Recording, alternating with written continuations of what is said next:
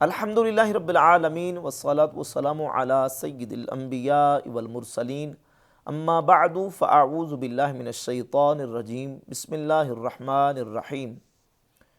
محدثین کا کتب احادیث میں روایات اور احادیث کو ذکر کرنے کے حوالے سے ایک طریقہ یہ ہے کہ وہ ایک ہی حدیث کو بعض مقامات پہ مختصر اور اجمالاً ذکر کر دیتے ہیں اور ایک حدیث کو دوسرے محدثین تفصیل کے ساتھ بیان کر دیتے ہیں۔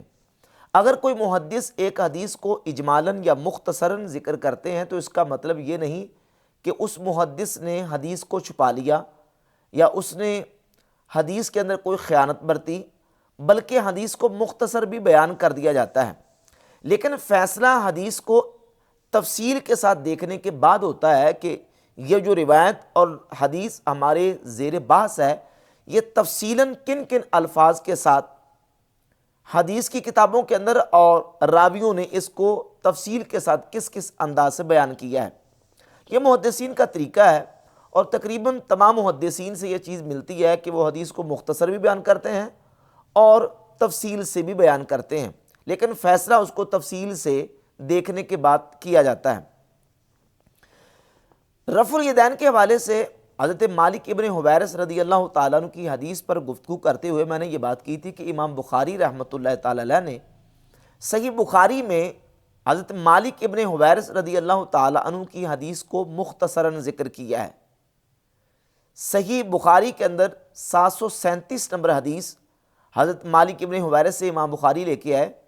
حدیث مختصر ہے، اجمالی ہے، اور اس کی ایک دلیل یہ ہے کہ امام بخاری جب اس حدیث کو بیان کرتے ہیں تو اس انداز سے حدیث کو لے کے آئے کہ حضرت مالک ابن حویرث رضی اللہ تعالیٰ عنہ نماز کا طریقہ بیان کرتے ہیں تو اس میں انہوں نے ہاتھ اٹھانے کا ذکر کیا نماز کے شروع میں، لیکن کہاں تک ہاتھ اٹھانے ہیں اس کا ذکر مالک ابن حویرث رضی اللہ تعالیٰ عنہ سے صحیح بخاری کے اندر موجود نہیں ہے 737 نمبر حدیث کے اندر، جبکہ حدیث کے اندر ہے کہ ہاتھ کہاں تک اٹھانے، اور انہی حضرت مالک بن حویرث کی حدیث کے اندر ہی ہے ایک دوسرے طریقے کے اندر۔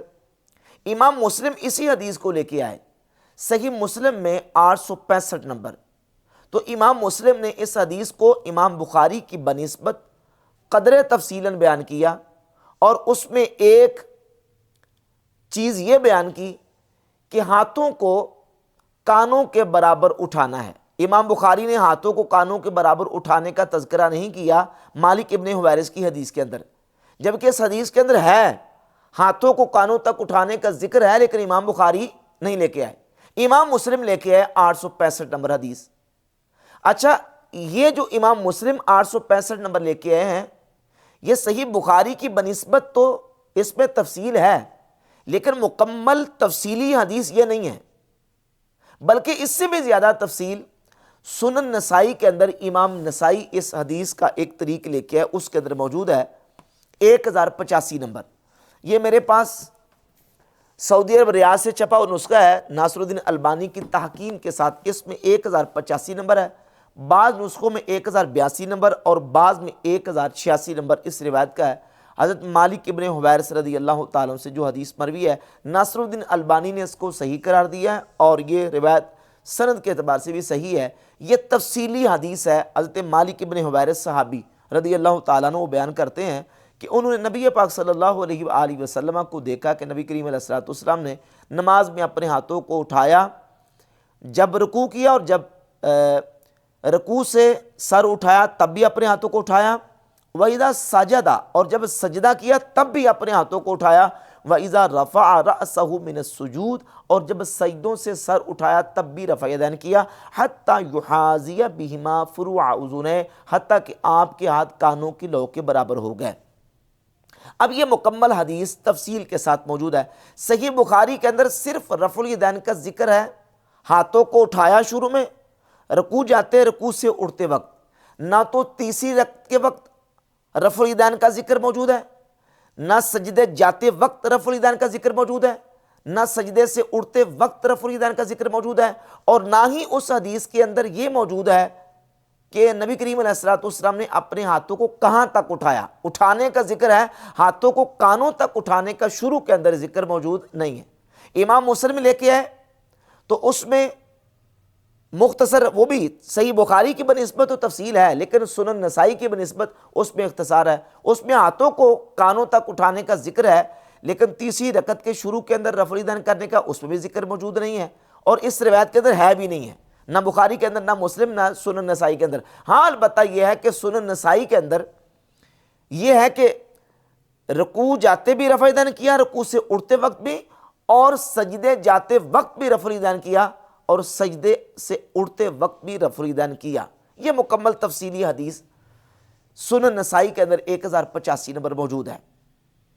اب اس تفصیل سے یہ بات بالکل واضح ہوئی کہ جب تک ہم حدیث کو تفصیل کے ساتھ اس کے تمام طرق کو نہ دیکھ لیں, ہم رزلٹ اور نتیجے تک نہیں پہنچ سکتے.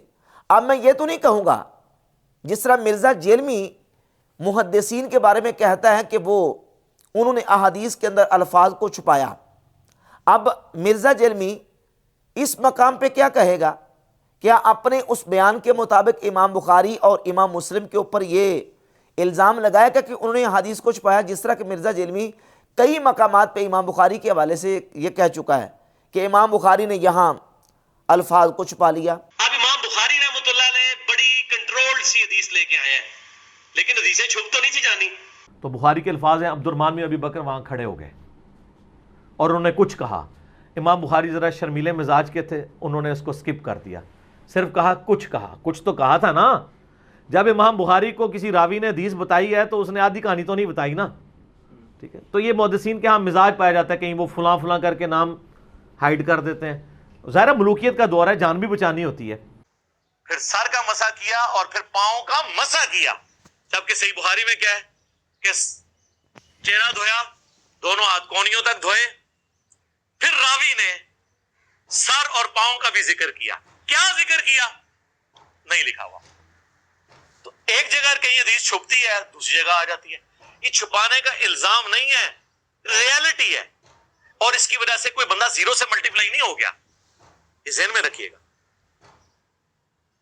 پتہ نہیں کیا مجبوریاں ہوں, کیا معاملات ایسے ہوں. تو مولانا اسحاق صاحب نے پہلی دفعہ میرا دماغ کھولا. اس کے بعد جب میں نے بخاری مسلم کی احادیث کو کریٹیکلی واچ کیا تو مجھے نظر آیا کہ واقعی یار کہیں نہ کہیں کسی نہ کسی جگہ پہ کمزوری دکھائی ہے سب نے, چاہے وہ حکمت کی وجہ سے دکھائی, چاہے وہ انہوں نے اس وقت حکومتی جبر سے بچنے کے لیے دکھائی, یا انہوں نے پبلک پریشر کی وجہ سے دکھائی. واللہ عالم, ہم ان کی نیت کے اوپر شک نہیں کرتے, لیکن بہرحال کام تو ڈلا ہے. امام ابو داؤد کی سنن ابی داؤد کے حوالے سے مرزا جیلمی نے یہ دعویٰ کیا کہ انہوں نے الفاظ کو چھپا لیا. چڑ کھاتا تھا. یہی بےمانی میں آپ کو ابو داؤد سے بھی دکھاؤں گا. ابو داؤد میں تو بے شمار کسی قسم کی فلاں والی بےمانیاں ہوئی ہیں. ہم ان اماموں کو نہیں کہتے, ہو سکتا ہے کاتبین نے کی اور بعد کو مولوی بن گیا ہوئے بیچ. اب آپ سنیے کہ سنن ابی داؤد میں فلاں فلاں, یہ فلاں فلاں, یہ پہلے تو سنن ابی داؤد دارالاسلام کی کلوز کریں گے فرام بھائی. یہ دارالاسلام کی میرے فرام میں کاربوریج چھاپی, مکتبۃ شاملہ میں فلاں فلاں کو ملے گا, اس میں ملے گا. اور جب ہم یہ فلاں فلاں نکالنا شروع کرتے ہیں سانوں لگے تو فلاں ڈنگ گیا وہ تو دستا ہے کہ ایک کم ہوا ہے کتاب کاتبین نے کیا. میں نہیں کہتا امام داؤد نے کیا, البتہ فتو 75 ہجری میں کہتا ہوں کاتبین نے کیا ہوگا. پر یہ فلاں فلاں, اب میں اس میں سے آپ کو پیج بتانے لگا ہوں. اور امام ترمذی کے حوالے سے مرزا جیلمی نے یہ کہا کہ امام ترمذی کے اوپر حنفیت غالب آ گئی اور انہوں نے یہ کہہ دیا. پھر ان کے حوالے سے مرزا جیلمی نے کوئی اس طرح کی چیزیں بیان کی ہیں. تو محدثین کے اوپر مرزا جیلمی نے یہ بات کی ہے کہ محدثین وہ احادیث کو چھپا لیتے تھے, الفاظ کو چھپا لیتے تھے. بحمداللہ ہمارا محدثین کے اوپر اعتماد ہے, ہم یہ ہرگز نہیں کہتے کہ وہ احادیث کو چھپا لیتے تھے. یہ ایک محدثین کا طریقہ ہے کہ وہ اختصاراً ذکر کر دیتے تھے. ایک مقام پہ ایک طریق کو مختصر ذکر کر دیا اور دوسرے محدث نے اس کو تفصیلی ذکر کر دیا. تو اس کا مطلب یہ نہیں ہوتا کہ ایک جگہ پہ اختصار آ گیا تو بس اسی پر اکتفا کریں گے, نہیں, تفصیلات دیکھیں گے, اس کے تمام طرق کو جمع کریں گے.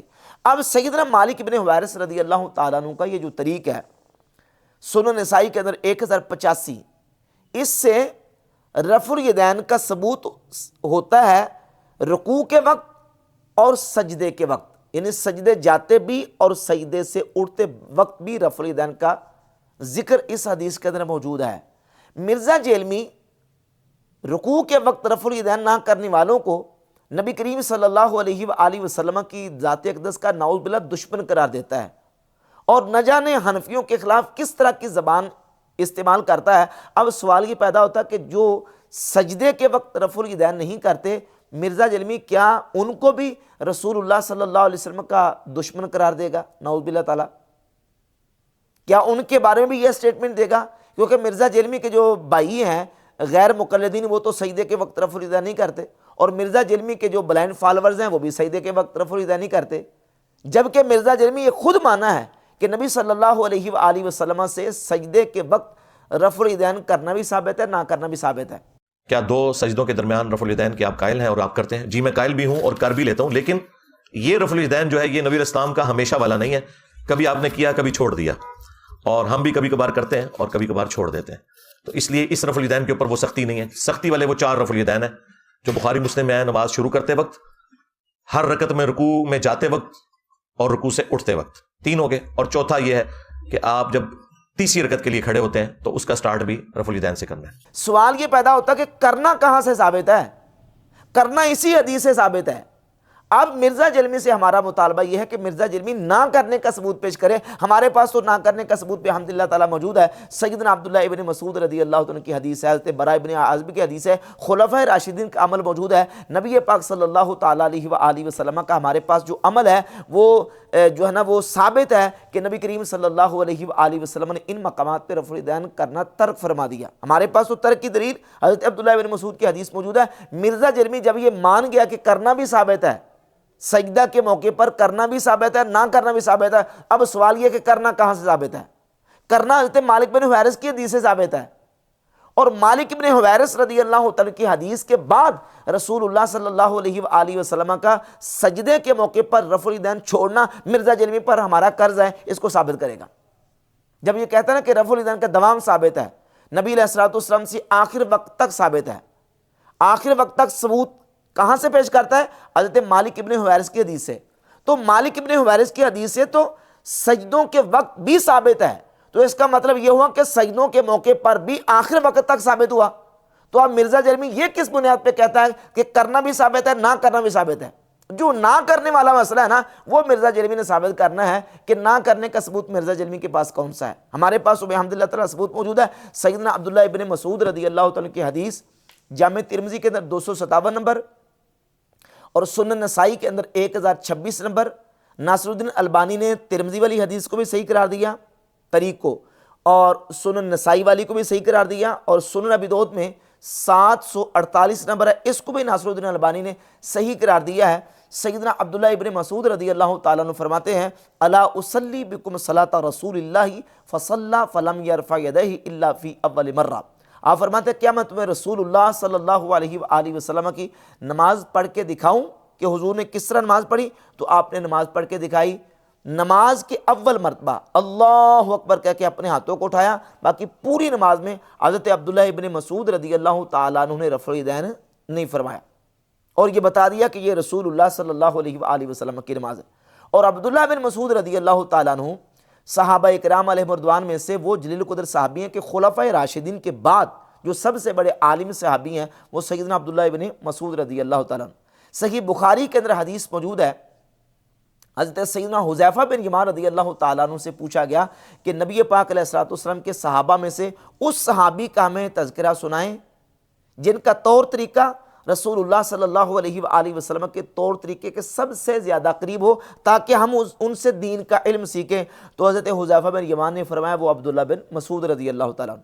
صحیح بخاری کے اندر 4999 نمبر حدیث ہے، نبی پاک صلی اللہ علیہ وآلہ وسلم نے فرمایا خذوا القرآن من اربع، میرے 4 صحابہ سے قرآن سیکھو، من عبداللہ بن مسعود و سالم و ابی و معاذ بن جبل۔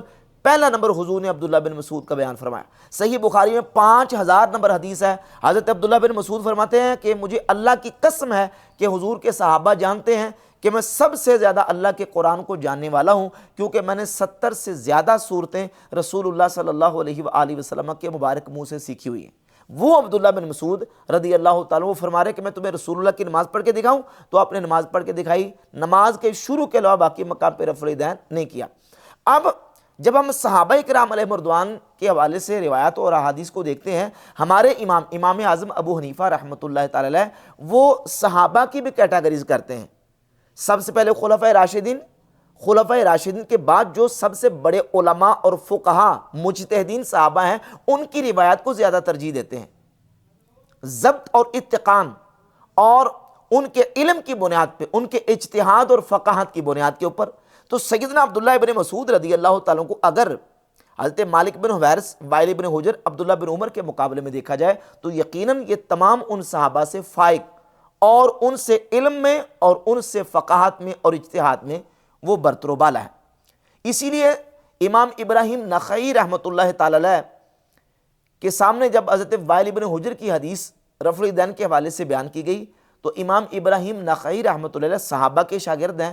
امام دارقطنی اس روایت کو لے کے، امام ابو جعفر محمد بن سلامہ طحاوی شرح معانی الاثار میں اس روایت کو لے کے، امام ابراہیم نخعی رحمۃ اللہ علیہ فرماتے ہیں اگر وائل ابن حجر نے ایک دفعہ نبی پاک صلی اللہ علیہ وآلہ وسلم کو رفع الیدین کرتے دیکھا ہے تو عبداللہ بن مسعود نے 50 مرتبہ نبی کریم علیہ السلام کو رفع الیدین نہ کرتے ہوئے دیکھا ہے۔ یہ امام ابراہیم نخعی تابعی صحابہ کے شاگرد کہہ رہے ہیں۔